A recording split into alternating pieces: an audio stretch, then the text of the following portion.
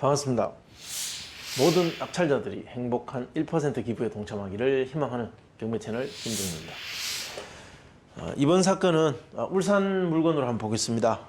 울산은 오랜만에 한번 봅니다. 보니까 제가 최근 보내 부산 지역의 아파트 위주로 많이 분석을 했던 것 같은데, 울산의 아파트 움직임도 부산하고 큰 차이는 없습니다. 비슷하게 움직이고 있는 지역이라서 한번 살펴보겠습니다. 사건 번호 2019 타경 11만 362호. 사건 내역 보시면 무구동에 있는 롯데캐슬 아파트입니다. 롯데캐슬. 자, 전용 면적 45.8평, 그리고 대지권은 28.5평, 토지와 건물은 일괄매각입니다. 자, 일괄매각 또 한 번 더 말씀드리면, 자, 이렇게 건물이 있습니다. 이 중에 구분 소유권이 되는 한 칸 건물이 경매에 나온 거죠. 자, 비록 이 건물의 한 부분만 낙찰을 받아서 소유권을 가져오지만, 이 아파트 단지가 깔고 앉아있는 이 토지에 대해서는 이 전유 부분의 면적, 그만큼의 비율만큼 이 토지에 대해서도 지분의 형태로 소유권을 가진다. 지분이라는 것은 특정 위치를 지정해서 구분해서 거기를 독점적으로 소유하는 것이 아니라 전체에 대한 지분, 그 지분만큼의 소유권을 가진다는 거죠. 그래서 이 건물과 이 토지 지분권, 이것을 함께 매각한다. 그래서 구분 건물을 사지만 토지에 대해서는 문제가 없다. 일괄 매각이기 때문에 그렇습니다. 자, 사건 접수는 2019년 10월 1일 접수가 됐고, 소유자는 최 누구누구고 채무자는 박 누구누구입니다. 이게 다르다고 해서 낙찰자 입장에서 크게 달라질 건 없습니다. 채권자는 은행입니다.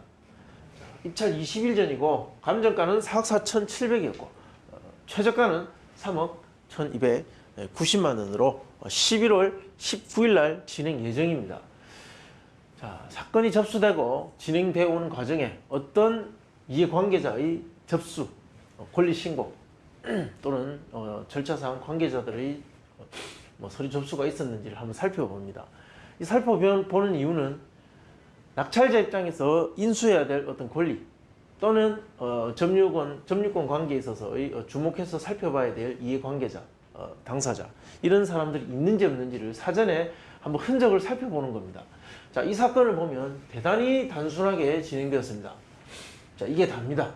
임차인의 흔적도 없고 교부권자의 어떤 수도 굉장히 적고 집행관과 감정평가서를 제외하면 이거 하나밖에 없습니다. 교부권자의 교부청구서 제출. 굉장히 단순한 권리관계일 가능성이 높은 사건이다. 자, 본권 부동산의 폐문부재로 점유자 조사 불가했다. 자, 집행관이 현장 가니까 사람이 아무도 없었다라는 겁니다. 대부분 이렇습니다.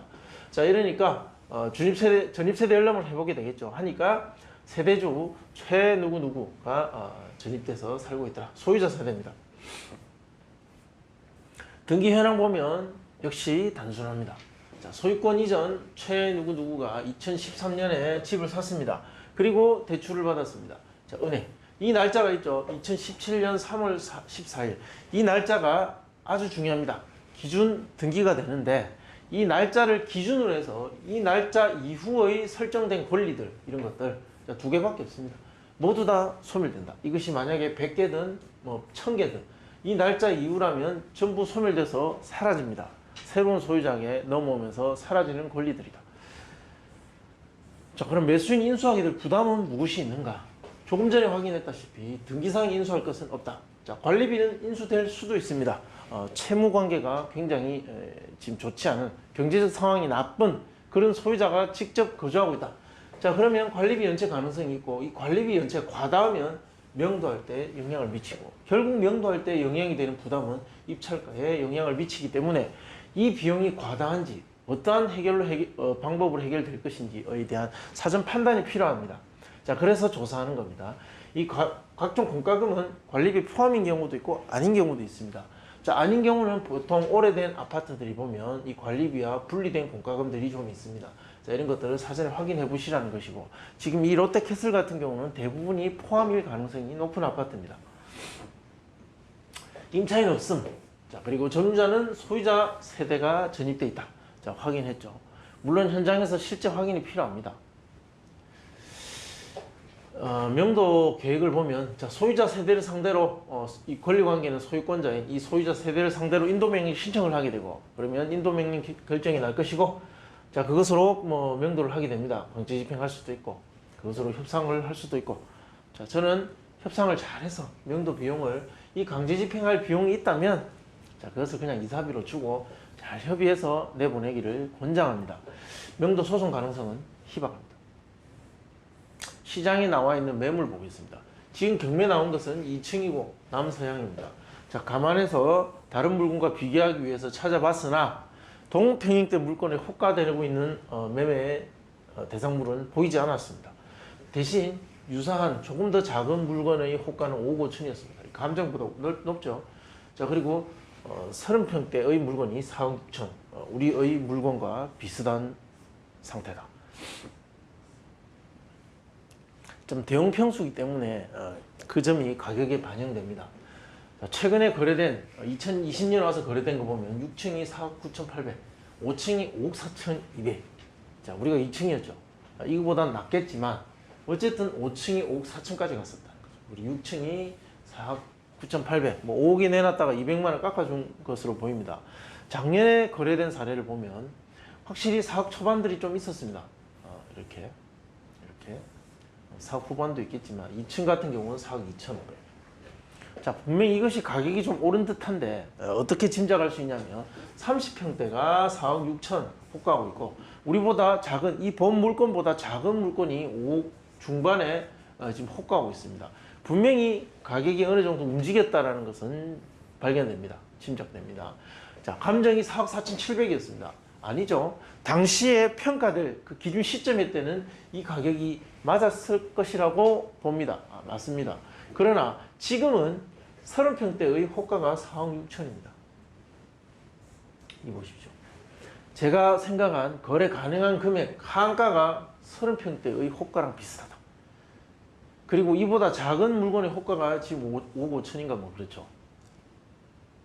물론 이게 2층이라는 단점 그리고 넓은 평수이기 때문에 좀 과잉 면적이라는 어떤 그런 과잉 면적에 대한 부담을 안고 사야 된다는 그런 부분도 있지만 그렇다고 해서 이 평형대가 가격 역전이 일어나기는 쉽지 않습니다. 결국 이걸 마지노선으로 봐야 됩니다. 자 그렇게 봤을 때 하한가는 4억 8천 그리고 상한가는 한 5억 원 정도 되지 않을까. 왜냐하면 4억 8천, 4억 9,800에 거래된 사례도 있지 않습니까? 자, 감안해서 낙찰 사례 분석해 보겠습니다.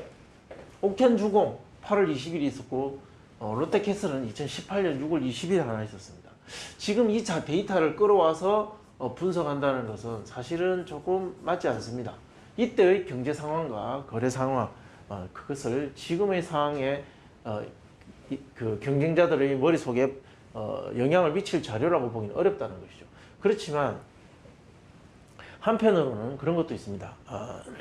경매를 하는 사람들은 모두 경매 선수고 많은 경험을 가졌고 깊이 있는 판단을 한다는 것도 잘못된 생각입니다. 다수의 사람이 상당수의 사람이 사실은 맞지 않은 데이터지만 사용하고 있는 것도 현실입니다. 그래서 경쟁자들 중 일부 굉장히 공격적이고 반드시 필요한 실사용자인데 적당한 수준의 경매 지식만 가지고 이 데이터를 사용하는 사람이 있을 수 있을 것이다 라고 저는 생각합니다. 따라서 이것이 옳아서 사용하는 것이 아니라 그들의 머릿속을 보기 위해서 그들이 사용하는 자료이기 때문에 보는 것입니다. 자, 25.7평. 자, 이 평형대의 데이터 또한 지금 현재 이 대상물의 분석에는 적합하지 않다. 그렇지만 현재 시장의 상태를 살펴보는 데는 참고할 수 있기 때문에 사용합니다. 자, 이렇게 분석해 보면 옥현주공은 1차에 낙찰됐습니다. 지금 경매에 나와서 1차에 낙찰되었고 4대1이었다. 그럼 이 지역의 시장이 현재 어떠하다라는 것은 짐작이 갈 겁니다. 분명히 가격 상승이 있었을 것이다라는 것은 짐작할 수 있는 어떤 그런 현실의 상황이 이 데이터에서 나타납니다. 감정가 2억 9,500일 때 거래 가능했던 금액이 3억 3천이었고 낙찰가는 감정을 조금 넘어간 3억 385만 원이었다. 자, 그리고 롯데캐슬 과거 사례는 4억 7,200일 때 거래 가능 금액은 4억 5천. 즉 감정보다 가격이 좋지 않았을 때의 시절, 그 시절의 낙찰가율이 90.14%였습니다. 자, 이거 감안해서 가중 평균을 구해보면 90.7% 정도 되겠더라. 자, 그래서 이 하한가 4억 8천을 적용하면 4억 3,947만 원. 그리고 상한가 5억 원 적용하면 4억 5,700 정도가 예상이 됩니다. 자, 종합해보면 이렇습니다. 예상 낙찰가의 범위, 어느 범위 안에서 낙찰가가 형성될 가능성이 높다라는 그 범위를 예측하자면 4억 4천에서 4억 5,800 이 범위가 가장 합리적이고 가장 현실성이 높고 가능성이 높은 가격대다. 물론 뭐 이 아래 또는 이것을 훨씬 초과하는 그런 금액이 기록될 수도 있습니다. 될 수도 있습니다. 그런 변수도 또는 그런 어떤 그 현재 시장에 나와 있는 정보와는 동떨어진 어떤 사고를 가진 입찰자가 있을 수 있습니다. 그런 것까지 모두 감안해서 입찰가를 선정한다는 것은 굉장히 넓은 범위를 봐야 되고, 그리고 터무니없는 가격으로 써서 낙찰을 받아야 되는 경우도 있습니다. 그래서 합리적인 수준 안에서 분석을 했습니다. 자, 궁금하신 내용은 댓글 남겨주시면 답변해 드리겠습니다. 자, 좋아요, 구독 신청 부탁드립니다. 감사합니다.